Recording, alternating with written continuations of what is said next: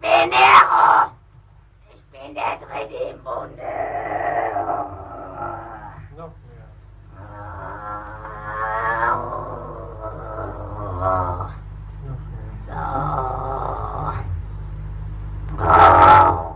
In the chilling story of Anneliese Michel, several questions are asked. Was this woman really possessed by several demons, or did she just suffer from severe mental illness? I mean, for as long as I can remember, the debate between religion and science, and whether or not they go hand in hand, it's been argued for a long time. Now, is it possible that we can come to some sort of crossroads here and see where the two actually intermingle 100%? And that's a question I want each of you to keep in mind as we explore this chilling story of the exorcism of Anneliese Michel. Welcome back to another episode of FTD News in History. My name is LEROY KENTON. So let's begin.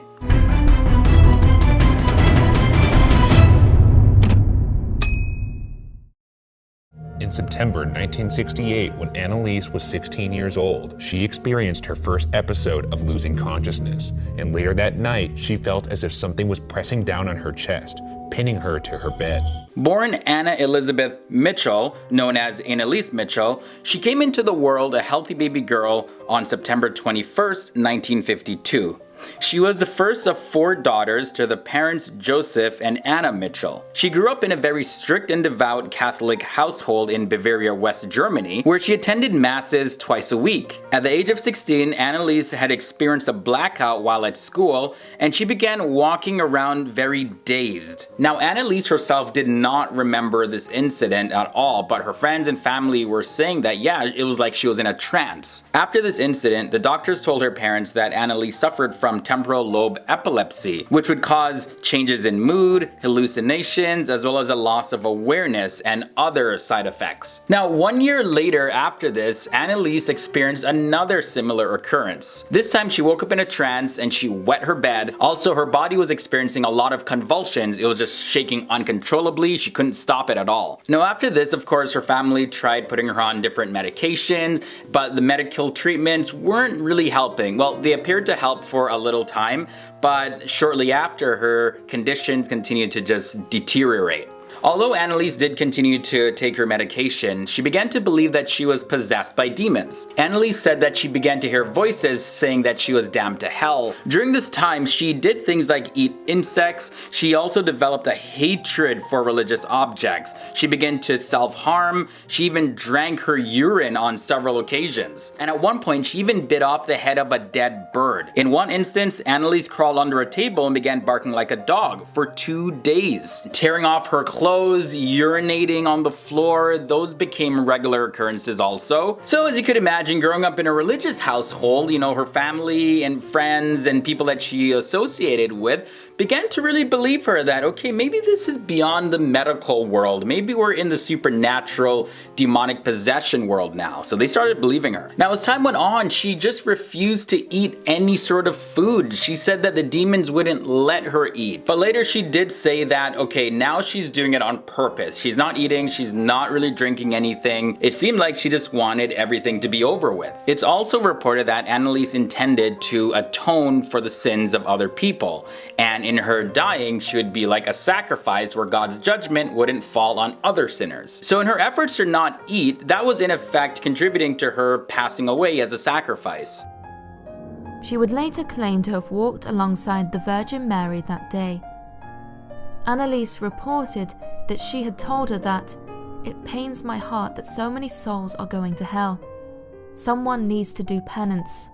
Would you like to do penance for the souls so that they do not enter hell?" Anneliese said that she was given 3 days to consider the Virgin Mary's offer. Anneliese was more willing than ever to become a vessel for all of mankind's sins and make a martyr of herself.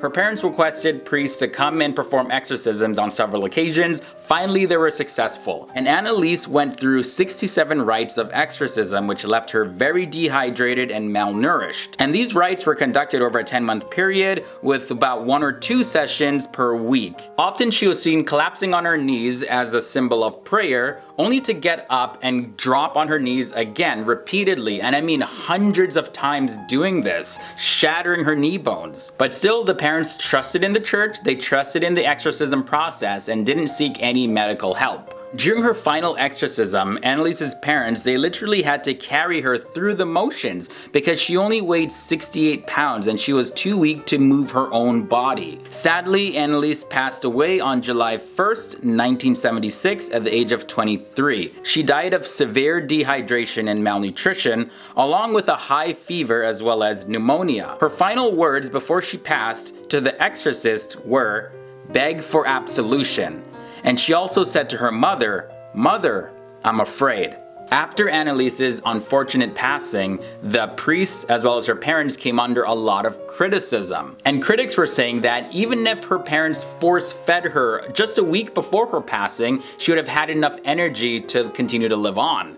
But they were saying, well, she was refusing to eat, so how could we even force feed her in the first place? This case ended up going to trial, and in their defense, the priest had played several parts of the tapes during Anneliese's exorcisms, proving that she was possessed, saying that, okay, here we can hear demons arguing, so yeah, this is a sign that she was actually possessed, and this was beyond some sort of epileptic seizure. But the experts pointed out that the priests may have accidentally introduce and reinforce the types of psychotic behavior required to be possessed, and in doing so they enabled Anneliese to suffer even more. But both the priests continued to say that no, she was actually possessed by several demons. They played the tapes and they said that the demons identified themselves as Lucifer, Cain, Judas Iscariot, Hitler, as well as Nero and others.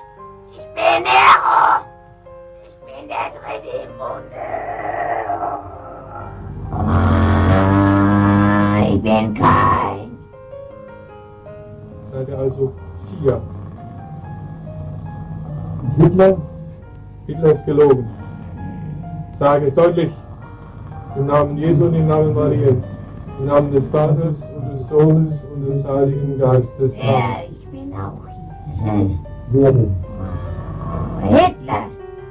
And they also claim that she was fully freed of demonic possession before she passed. In the end, Anneliese's 2 parents and the 2 priests were found guilty of negligent homicide, and they were sentenced to 6 months in prison. Now, although this prison sentence was later waived, the Michells ended up paying the costs of the 3-week trial, while the priests only faced some minor fines. Throughout her short life on this planet, Anneliese Michel had sought to pay for the sins of others to be right with God. Growing up, she became a very obedient daughter. Anneliese's mother, Anna, has said this: "I know that we did the right thing because I saw the sign of Christ in her hands. She was bearing stigmata, and that was a sign from God that we should exorcise the demons. She died to save other lost souls, to atone for their sins." Anneliese was buried on the outer edge of a local cemetery, and she was buried right beside her half-sister Martha. However, she didn't stay buried long because there was a nun from southern Bavaria that had a vision of her body being intact in the grave. And in 1978, after hearing from the nun, Anneliese's family decided to go dig up the body, dig up the grave, and they replaced her body in a lined oak coffin instead. But from all the reports that came out of this, Anneliese's body was said to have decayed just like any other person, yet this hasn't stopped a lot of pilgrims from visiting her gravesite on a regular basis. Many people even consider her to be an unofficial saint because of her ability to save lost souls through her suffering. Now, many years after the exorcism of Anneliese Michel and her passing, her story continues to live on and take on several different incarnations, including the film The Exorcism of Emily Rose in 2005, and also Requiem, as well as Anneliese the Exorcist tapes. So was this story really a case of demonic possession, or was the parents and the priests just completely inequipped to deal with somebody suffering from a mental condition? Or maybe Anneliese was suffering from both. I remember even I had my own experiences. There was several years ago at my place, a bunch of friends were over, and one of the young men there started just going on the floor like a snake. He was roaring like a lion, and it took several of us to hold him down.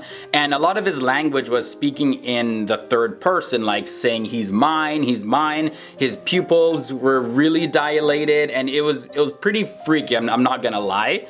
And they said that, okay, this was demonic possession. And I remember just seeing this and I'm like, wow, like I've never experienced anything like that before. Definitely an experience that I'll never forget. So I'd love to hear your thoughts and comments about this. Do you even have your own supernatural experiences? Let me know down below in the boombox. If you enjoy these videos, be sure to hit that like button. And if this is your first time here, you want to subscribe so you get notified of videos like this. My social media links are down below in the video description. Until next time, my name is LEROY Kenton, and I'll see you in another episode.